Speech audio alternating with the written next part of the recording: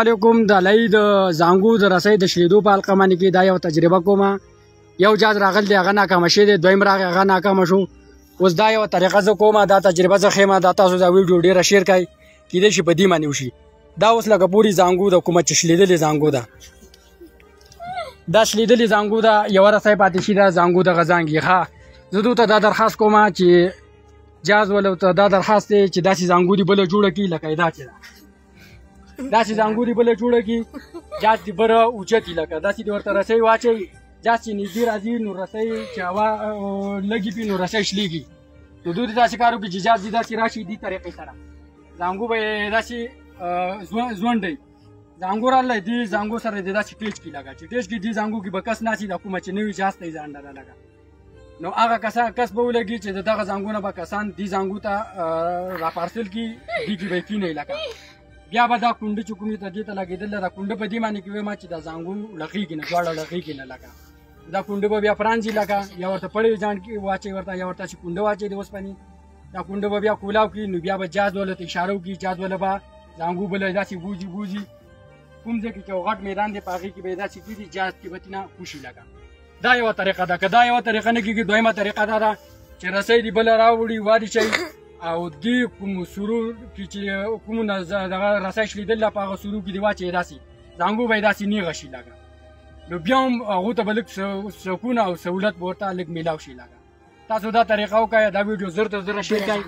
او که بیا هم په دې باندې ونه شلله، دا طریقه چاله نه راتلله، نو ټاکوټ ضلع بډاګرام ټاکوټ او برسر دا زما کلی دی. ما سره دې رابطه وکړي، زما نمبر دی 0342 36 93 193. ما به چې د هلیکاپټر راولېږي زر تر زره به زه لاړ شم انشاءالله که ښه د الله په مدد سره به د دې کسانو مدد وکړم لکه. دا طریقه به وکړم لکه دا ما چې کومه کړې ده لکه. خو دا ما داسې اچولې ده، داسې نه، داسې به څلور رسۍ واچوي لکه، یو دې ګوټه، یوه دې ته، یوه دې ته، یوه دې ته لکه. جاز به یې دنګ اوچت پی لکه، رسۍ به کته چیتي کړي لکه، جاز به کته کېږي. نو ځکه چې کته کېږي جاز وختي یوه رسۍ شلېدلې وه، بیا چې کله جاز راغی نو رسۍ په جاز په هوا سره وشلېدله، اوس یوه رسۍ پاتې شي ده لکه.